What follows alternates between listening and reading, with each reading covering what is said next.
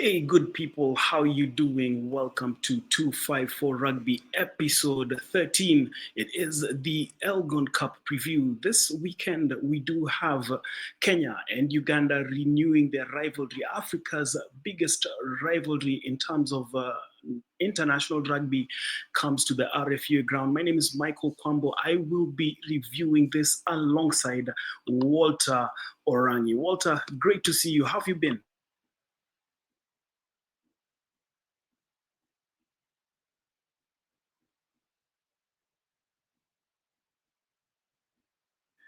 Hi, Walter. How have you been?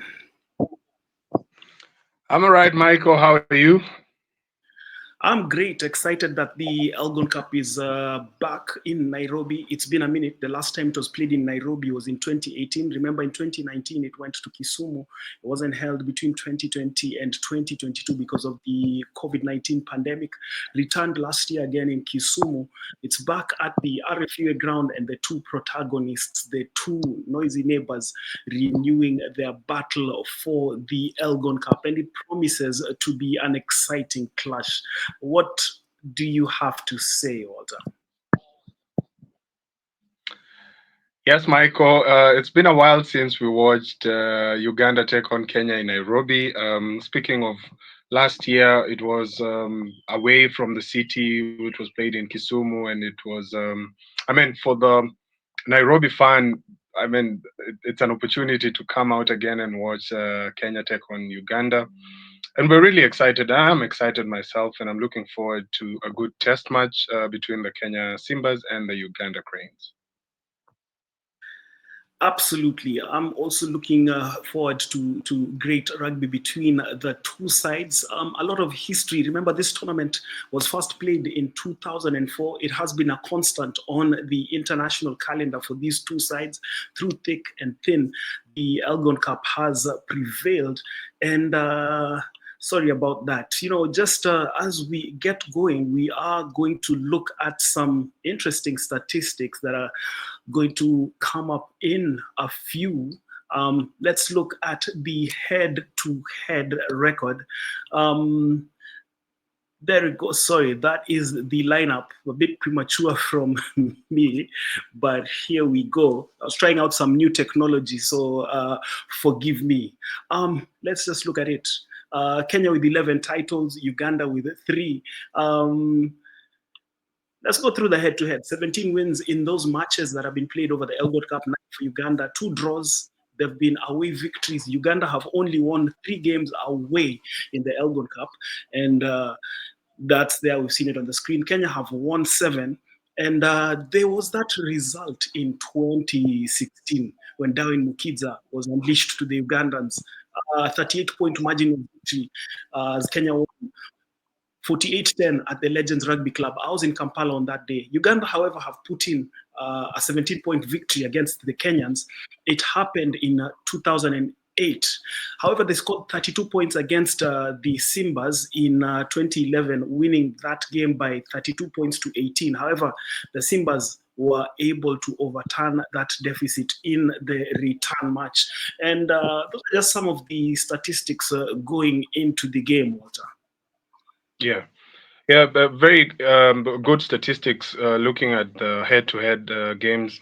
And clearly, as Uganda come to Nairobi, this has not been a favorable hunting ground for them. They've won here 3 times. And considering that this is a hostile environment for Uganda to come and play in. I believe they must have done their homework, trying to see if they can improve from last year. But looking at the result last year, Kenya narrowly actually beat. Did we? Yeah, actually we beat them. It was the return game in Kisumu, and it also doubled up as the Victoria Cup, which meant that Zimbabwe then actually won the Victoria Cup last year. So no, Uganda actually won the Victoria Cup, if I am not wrong. But then again, Michael, looking at the head-to-head, the coaches of the two sides have what it takes to piece together this year's games. And I look at Uganda, and I also look at Kenya, considering where they are at the moment. the World Cup cycle is on, looking at the next World Cup, and the two sides would definitely be looking forward to building towards the qualifying stages. Now, looking at the titles that Kenya has won over the last couple of years, as you rightfully put it out, we've had two draws between the two sides. We've had Kenya winning this fixture over Uganda quite a number of times. That is 11 times as compared to Uganda winning it three times. So Uganda has their job cut out for them. The Kenya Simbas also have a job to do here in terms of making sure that they successfully get the Elgon Cup underway with a result at home. Considering also playing in Uganda has never been that easy, depending on also the conditions. So Kenya has all it takes to actually prepare well for the return leg, but also have a job to do right here in Nairobi.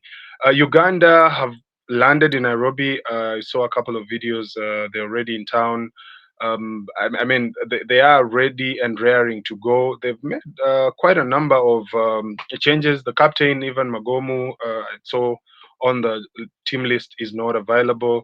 So it gives an opportunity for other players to come in and try and see if they can be able to, conquer the mountain itself. So it's an opportunity for us, the fans, to turn out and, of course, enjoy Elgon Cup 2024. So, Michael, in terms of the numbers, I don't see Uganda catching up with the Kenyans because imagine 7-3 for the wins, a couple of draws here and there. It's still a long journey for Uganda in terms of the tally to try and catch up on the numbers. I agree with you, and I'm going to flip it and say that Kenya has a long journey in terms of organizing the Dunda away from the game in comparison to what the Ugandans do. They go all out. They are very good hosts and they are very accommodating after taking a hit from the Kenyans. However, that wasn't the script last year. Allow me just to digress a bit. Last year, I happened to be in the stands with Oscar Ouma. We were enjoying our Nile specials. Kenya was leading until Liam Walker got a penalty in the last minute of the game. Remember that time, the score was 2018. His kick between the sticks sailed in, and obviously the final whistle blew afterwards, and our sweet Nile specials suddenly turned bitter, and those guys really rubbed it in. But it was a good win for the Ugandans on the day. A disappointing result for the Simbas on the day. I remember interviewing Coach Carlos Katua after that game, and he was really harsh in terms of his assessment of the players' performances. And now, talking about that, both teams have been preparing differently, though. The Simba's squad was announced a few weeks ago. There was a lot of talking points about it. But away from that, they got into training. They have been training in Kakamega, which they did for about a week or so. They got to Nairobi a few days ago. They will be heading into the game on Saturday, having declared their 23-man squad, which we'll be putting up on the screen shortly. The Ugandans also putting up their 23-man squad. And like you said, a number of players missing. For Uganda, we do know that Ivan Magomu is sitting out as he's serving a 6-month suspension for bringing the game into disrepute. Because of some comments about player welfare. For the Kenyans, an opportunity for them to redeem the performances from the Rugby Africa Cup. Apologies for that. Where they didn't perform too good. So Walter, if you can take us through that as I pull up the squad list.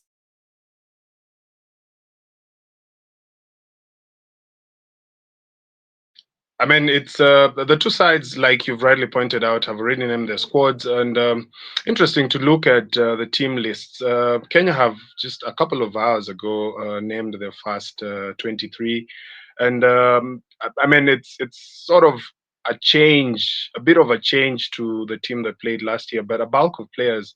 Of course, as you said, having named their team a couple of weeks ago, bulk of the players coming through from the top side in the country. And Michael, this actually brings up a bit of a conversation around the selection bit.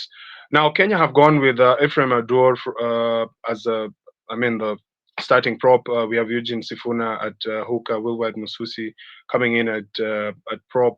Emmanuel Silungi will be pairing up with Hilary Odhiambo in the locks. George Nyambua and Andy Cole will be our loose forwards. Jenson Misoga will finish off the first eight as our number eight.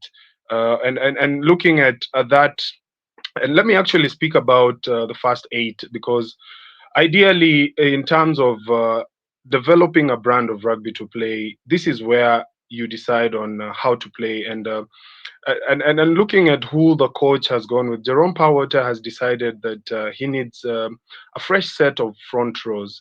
Looking at the few years that we've had the likes of Curtis Lilako,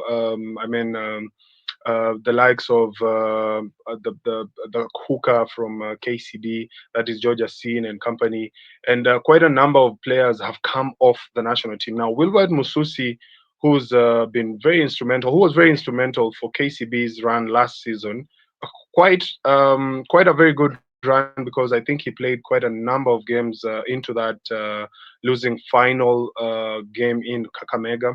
Silungi and Hillary. Now, Silungi from KCB is quite experienced. He's played through the ranks, played the under 20, and now turning out for the Simbas.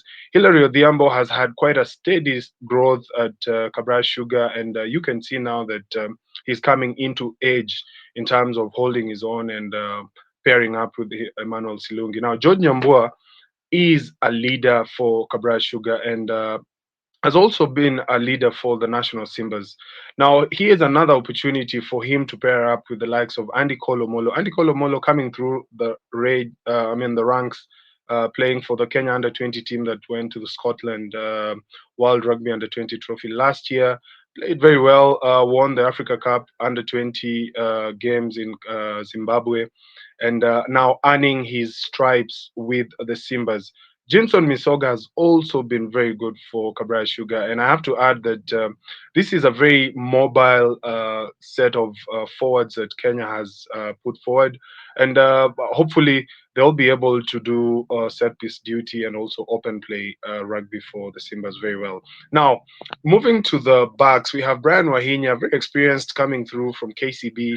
He's played for the national team, and I believe he has the experience now because Brian cannot be counted as one of the young tucks in that team. Barry coming in at fly half. Now, Michael, this is where I'd love to have a conversation with the fans and the followers following this. Kenya has not had quite a good run in terms of developing fly halves. Agreed. Remember our fly. Beg your pardon. I was actually saying I agree Now, with our you that fly half contingency has not been that of the highest quality that you can really compete with the rest of the world. But here's an opportunity for a young man, Barry Robinson Young. He's coming through the ranks at Cabras. He's played very well. He's won a Kenya Cup or two with Cabras Sugar, and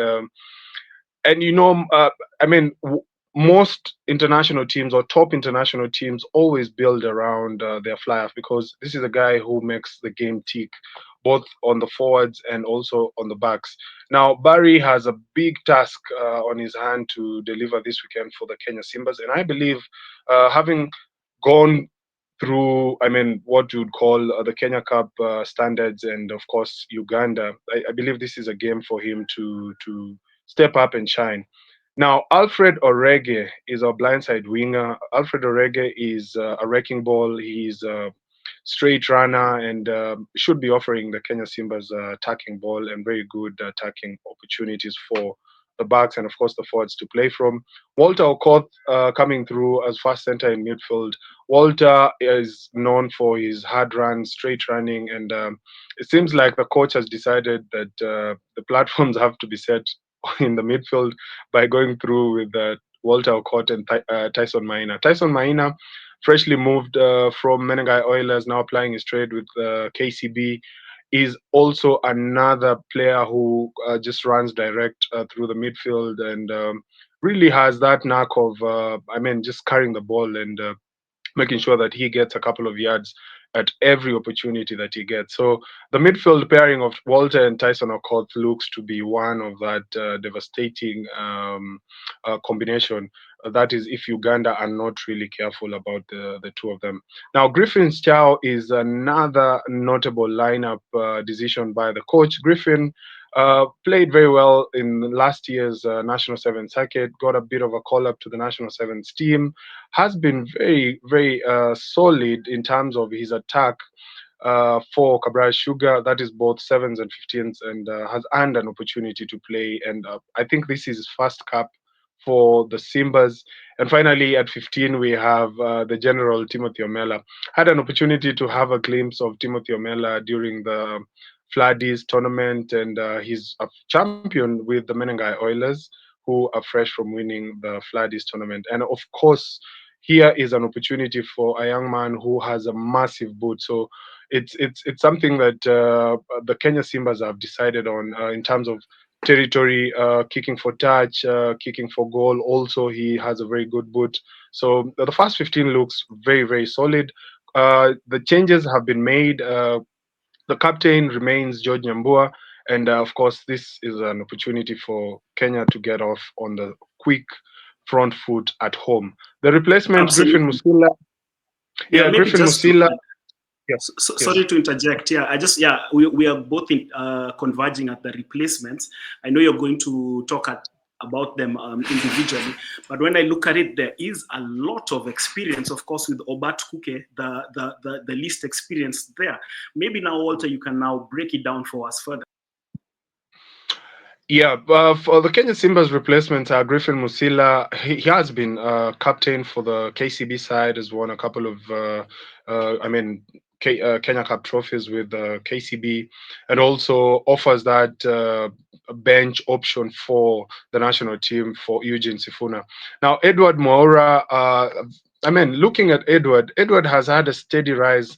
He, he was formerly of the Menengai Oilers, shifted to Kakamega with the Cabras team, and has found a home in Kakamega. And definitely, this is an opportunity for Edward. And like you've pointed it out, experience is really important on this occasion. And you look at the bench, we also have Ibrahim Ayo, has had a solid preseason with the Menengai Oilers, has definitely earned a position there. Obert Kuke, like you've pointed it out, I think this is probably his third cap for the national team. And Obert has had, he's you'd not give Obert a small space and he wouldn't take it. Obert will always take it. He's very good on his feet. He's very quick on the turnovers. He's a fetcher and he's a good ball carrier. So Kenya has options there with Obert on the bench. Now Elkins Musonye is another experienced customer. Played his trade, of course, with a lot of Kenya Cup teams. He's played for Impala. He's played for the Menengai Oilers now, and they've won something, and they must be beaming with a lot of confidence. So, and also you look at his experience from the past. He's really transitioned through a number of national team coaches. He's played under Jerome before. He's played under. He's now playing under Jerome yet again, but he's also played under the coach from Kakamega, that is Carlos.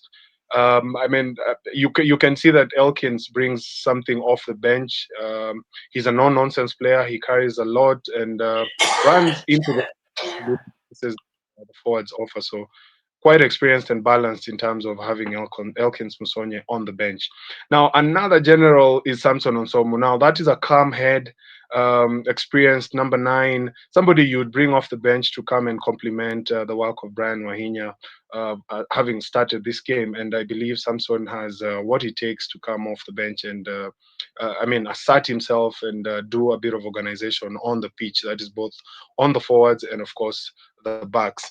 John Kubu. Now, this is the name I've wanted to narrow down to. John Kubu comes off a long injury break. He went in for surgery. That is post-season, has had a rehab through the last couple of weeks. And I believe John Kubu brings a bit of something different to the national team. That is, in terms of his flair, he has flair, and anyone playing around him definitely switches on whenever he's on the pitch. He's also very good in terms of kicking. He kicks for points, he kicks for touch. So that means that our number 10, Barry Young, and of course Timothy Omela, who are very good with their boots too, have somebody else to come off the bench and finish off the job. So John Kubu is a massive return for the national team.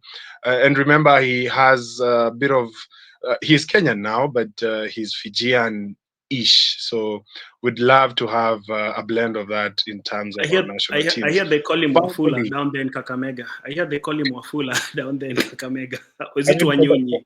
for the yeah, for the amount of time he spent in Kakamega, definitely they must be getting names to compliment him. Now, and Wafula is our he knows number. a bit, and he knows a bit of Kisuka by now, I'm sure. Yeah, he's you'd not give it a thought when you think about John Ekubu. He's really blended into the Kakamega lifestyle, and he's quite a young man and a good head to have there.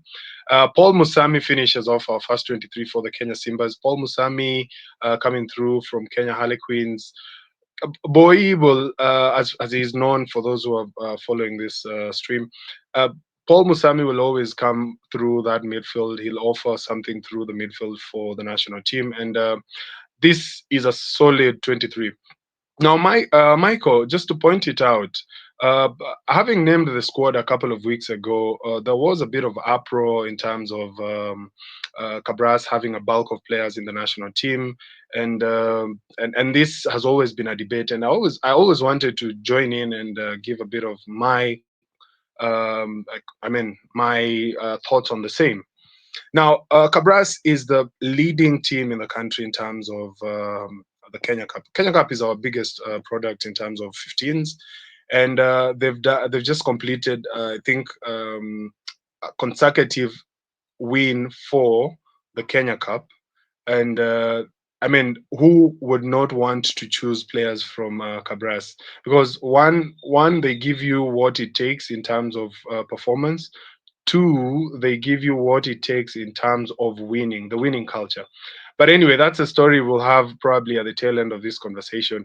Now, moving on swiftly, Uganda have also done a bit of changes, like we pointed it out. Santos Sentenza comes in at prop, Juko Jude comes in at hooker, Mugero Asuman, our young man from Kakamega here, I'll call him, he's Kakamega-ish. I mean, he's if not for the fact that he had turned out for Uganda before he came to Kenya, I think by now would probably have played him at prop for the Simbas. Charles Uhuru, Elfaz Emong, another tight combination there. The locks. Charles Uhuru experience there. Elfaz Emong has plied his trade locally, and he's quite a handful. He's coming back from injury. The Ginger Hippos lock. Moses Ziwa coming in at number 6. Brian Oketayot, another experienced fella, and Pius Ogena, who has been with the national sevens team now, moving back to the 15s, coming in at number 8. Yeah, maybe Looking at what this team, Michael. yeah, Yes. yeah, maybe just to add, when you look at the Ugandan lineup, there's quite a number of players who have played club rugby in Kenya. Before you continue, you look at the likes of Charles Uhuru, Eliphas Omong, Double Black Aaron Ofoirworth, and of Yeah. course Joseph Adedo. They've all played club rugby in Kenya. Oh, and also on the bench, Saul Chivumbi. Saul Chivumbi had a stint at Impala a few seasons ago before they were relegated. So these are people who have obviously played their club rugby in Kenya, and they're obviously familiar with the conditions, with the opponent that they're going to face. But as you were saying, I didn't mean to break your stride. So you can continue.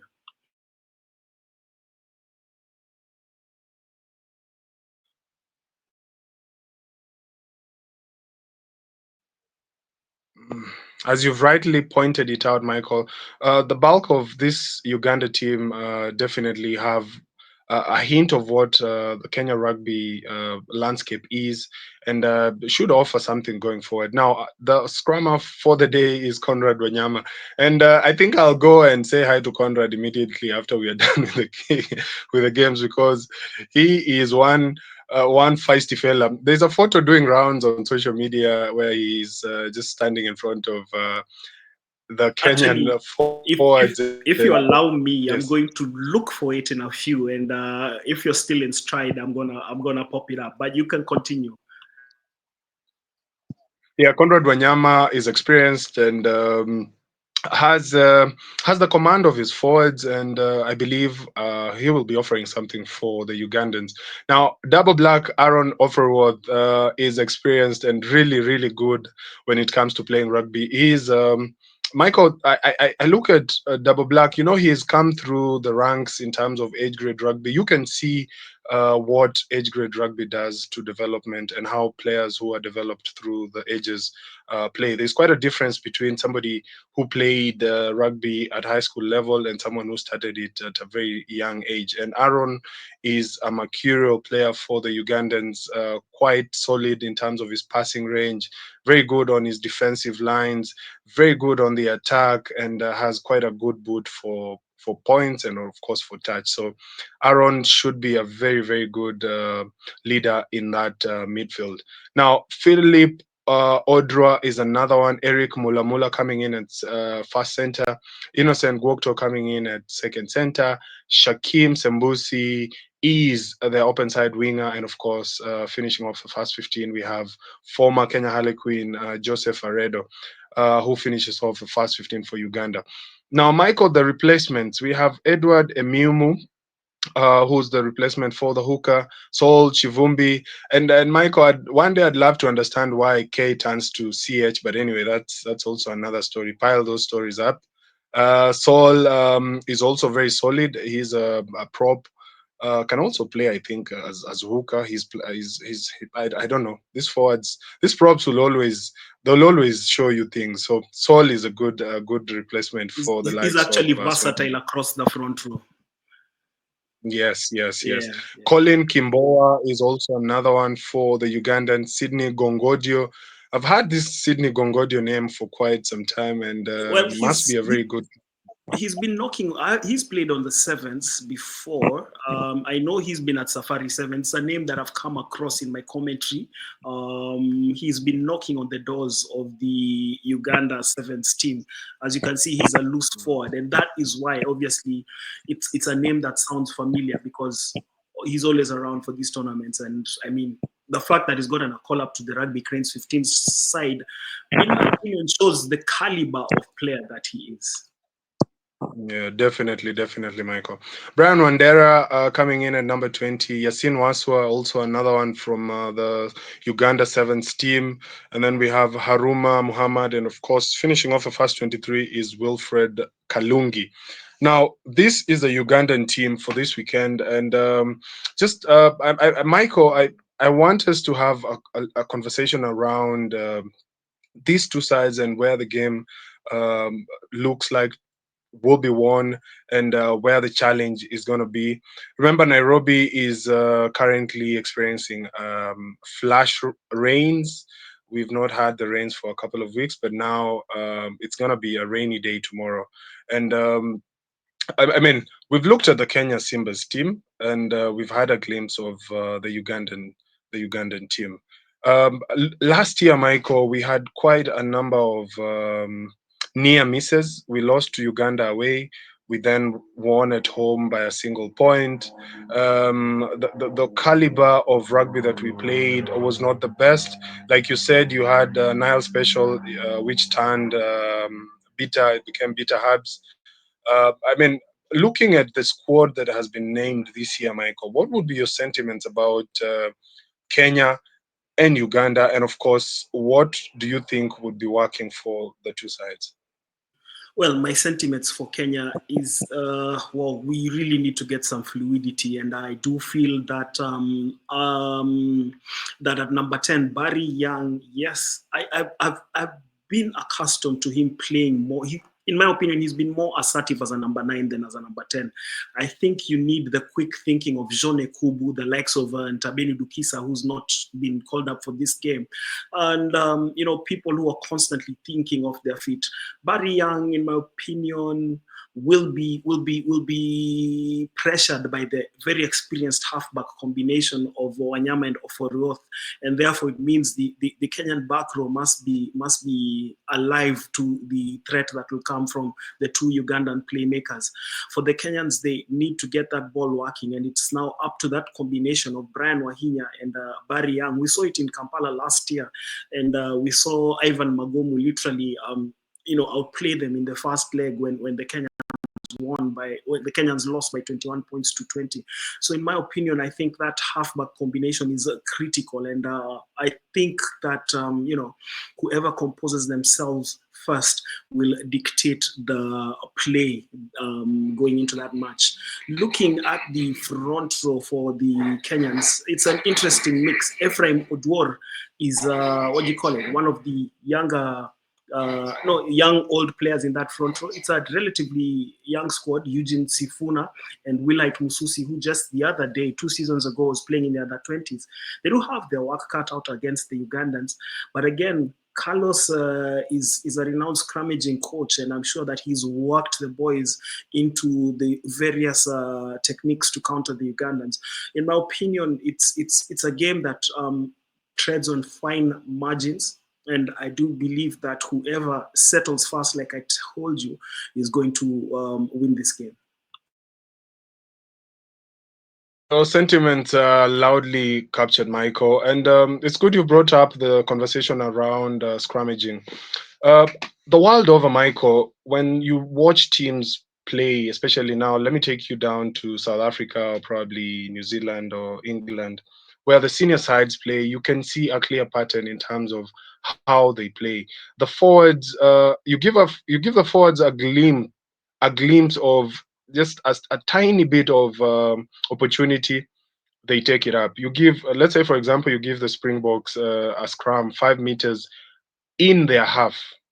They will scrum, they will get a penalty, they'll kick down for touch, they will go down, they will maul. If, let's say, it drops halfway, they will maul you from the halfway point. They will probably earn an advantage through that maul. They will play it a little bit. If the advantage works, it works. If it doesn't work, they'll be pulled back and they'll kick down again to your 22, and they'll do the same, and they'll do the same. Now, bringing that conversation to the Simba's perspective, we really need an identity of play. Michael, I believe when you let the game become open and you have to have the backs deciding what or the result is going to be in terms of a fixture, that is a 15th fixture, then you're setting yourself up for failure. I strongly believe that the forwards should take up the mantle, should take up the decisions on this specific game and decide on how we play this game. Now they've named quite a very strong loose trio. We have Jinson Misoga, we have George Nyambua, and we have Andy Cole Omolo. Now these are really big fellas. Andy Cole is 6 foot, George Nyambua is 6 foot. That means we have quite a solid, and also add the likes of Emmanuel Silungi and also Hilary Odhiambo. So what the coaches are really thinking about is they have to get the set piece going. The scrummaging has to be perfect. The lineouts have to be perfect. We really fail on the lineout end as a national team. You look at the numbers, the statistics don't really go in our favor. Our scrums, maybe yes, we do allow our ball to come out. We do allow the opponent their ball to come out. But one thing I need to see from the Simbas, or we all need to see from the Simbas, is can we be able to get penalties from scrummages? Can we be able to exert pressure from lineouts and get these guys either offside or maybe bringing down the ball illegally and all that? So the forwards are going to be very instrumental in setting the platform for the Kenya Simbas for them to be able to attack. Now, for us to be able to unlock the likes of our midfield pairing of Tyson Maina and of course Walter Okoth, we must be able to have good front forward football for the backs to be able to play. But if we let the likes of Wahinya and Walter and Alfred Orege and company decide the game for us, it's going to be a struggle because remember, the backs will always have a problem when there's a rush defense. And of course, Uganda have worked their homework. They know we've brought in wrecking balls. They know we are definitely not thinking of trying to offload balls through the middle. They know that we are coming straight and we are coming to run straight and hard at them. So they are definitely ready for that. So I'm actually looking at this and saying the forwards should be able, and the opening few minutes of the game, once you see that the forwards have settled down, they're now moving in a specific direction, and you can see that the intention is there, that today is our day and we are able to play, then we're going to have a successful opening round for the Elgon Cup 2024. Absolutely. And now maybe just moving away from the brand, that, you'd like the teams to play, looking at players that you feel will have an influence on the match on both sides. Who do you think will be influential for the Kenyans? Who do you think will be influential for the Ugandans? You go first, and then I'll also give you my opinions as well. Looking at how Kenya played last season, and I'm sure the coach Carlos, who's a forwards coach and believes entirely on how his forwards play, looking at the brand of rugby that Cabras plays, I believe that he has really tasked the forwards this time round to set a platform and play very well. So I believe that we're going to have very good games from the forwards. Eugene Sifuna, very explosive, if not taken care of at that hooker position. On open play, he's quite a customer. I'm also looking at Jinson Misoga at number 8 to also have quite a decent game. Kenya's backline is sort of carry the ball backline, and the Kenyans love this kind of brand. The fans love the big carries, the big runs, and all that. And it brings the fans really into the game.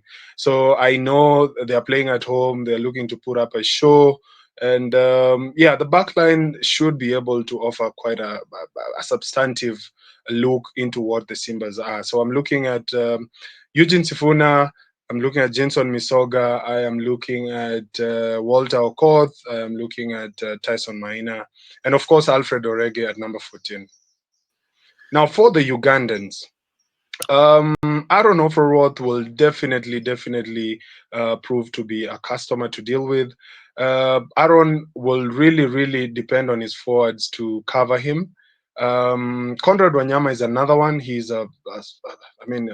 he's a menace. You definitely know that he'll bring it to the forwards. He'll be there doing the dirty work and all that.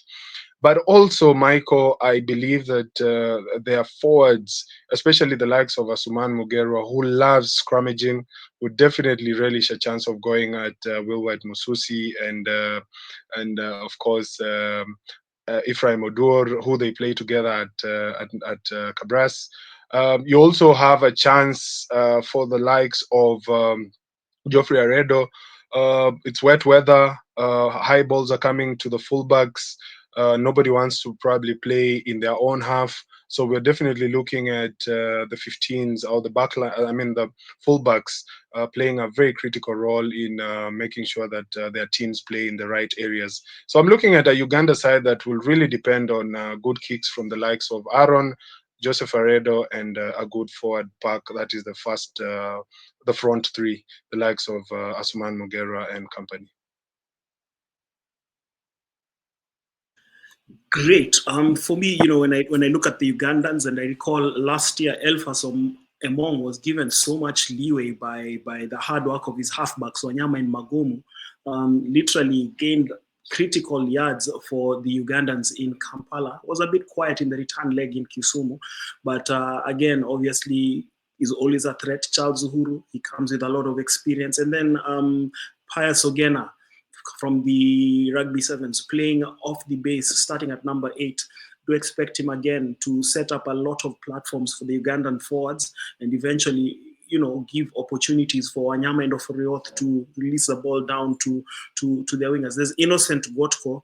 We did see him during the Rugby Africa Cup, played quite well. Joseph Aredo as well, experienced player, former Harlequins man.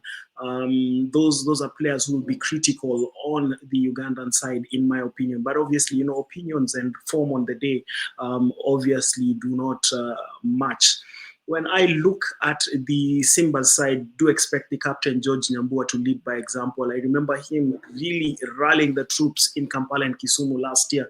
That man is a leader on and off the pitch. And then the hard work, like you said, of players like Eugene Sifuna. Eugene Sifuna is a former back row, works very hard in the front row, full of running, full of attacking impetus, and solid defensively as well.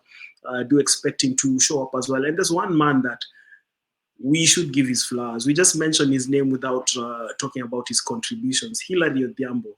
He has been in the engine room for Cabral Sugar. He's another one of those engine room workers, does a lot of hard work behind the scenes, and do expect him again to be critical for the Simbas. I think in the backline, I do see the Simbas threats coming off the bench.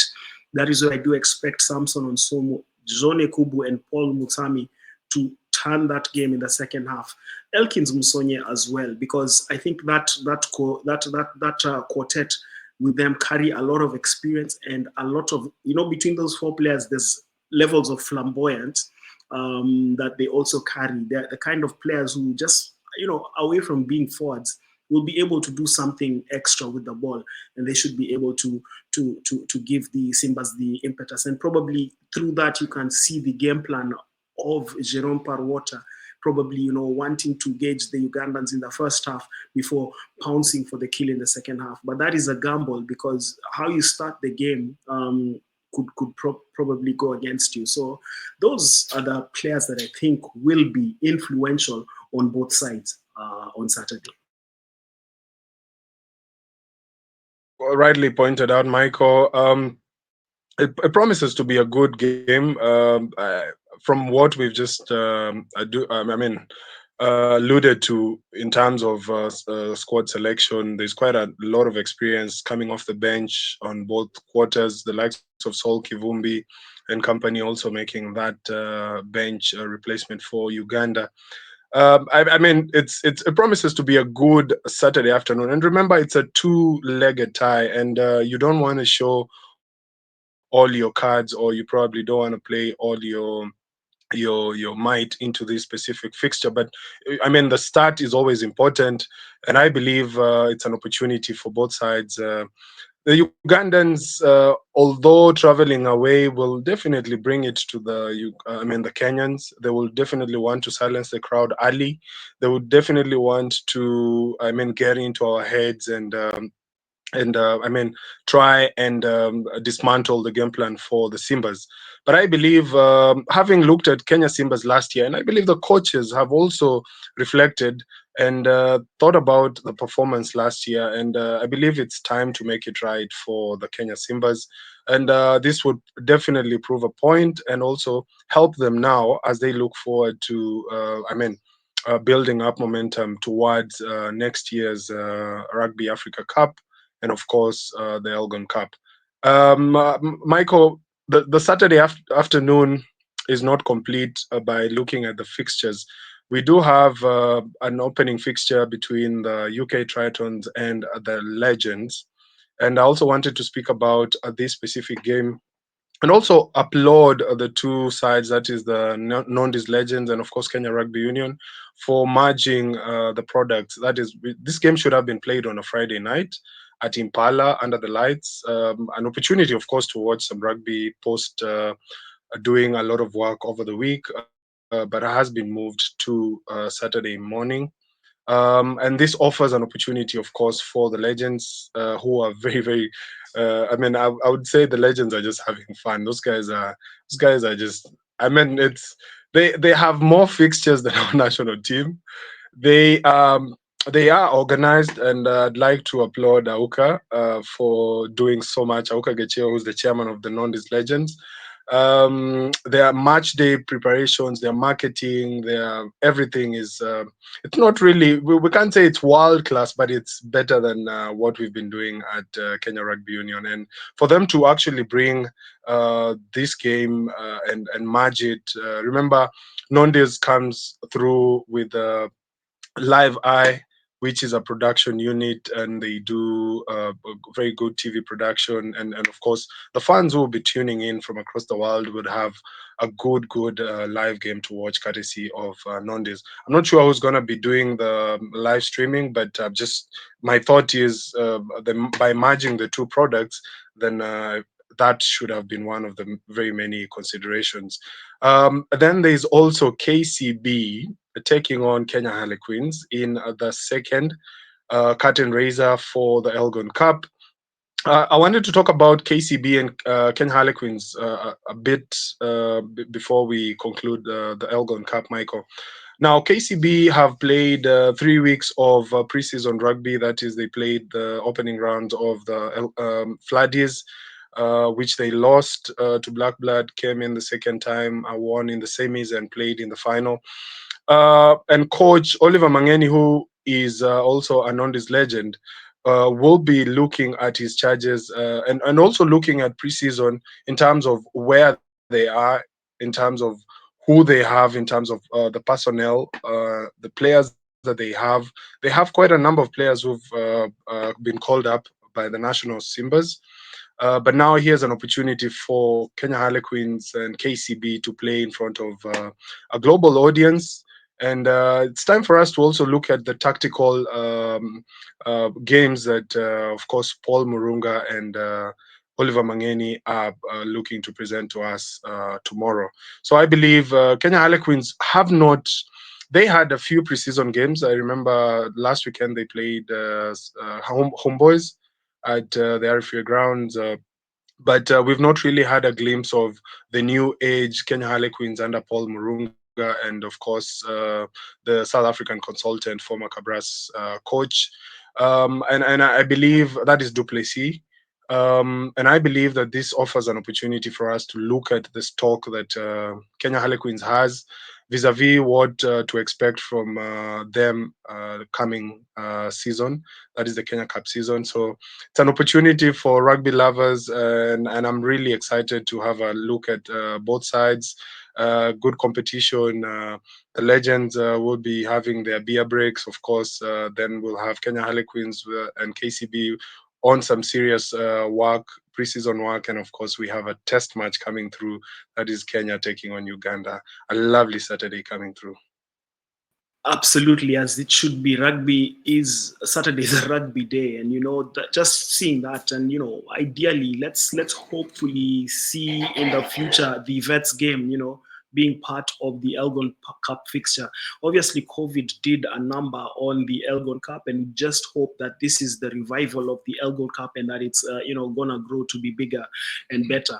There is a lot to talk about, but we have to bring this session to an end. But before we bring it to an end, we just like to wish the Kenya Lionesses the very best as they play at the Rugby Africa Women's Sevens in Accra, Ghana this weekend. It's a pity we never get to talk much about women's rugby. I think let's be deliberate in talking about that going forward. They equally do us proud. They equally bring us numbers to the pitch, and they deserve the coverage that we are capable of giving them. So to Kami, Dennis Mwanja, and the team in Accra, all the best this weekend's Rugby Africa Women's Sevens. To both teams, to Kenya and Uganda, during the Elgon Cup. It's just good to have it back. To the fans, we do hope that you show up in numbers, both in Nairobi and Kampala. Walter, will you be going to Kampala by any chance?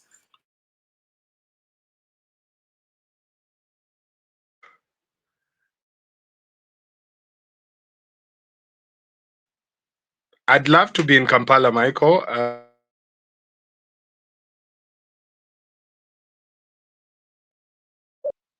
I'd love to be in Kampala, Michael. Sorry, I think the microphone was malfunctioning. I'd love to be in Kampala for the return leg, but unfortunately, I'll be working somewhere else that weekend.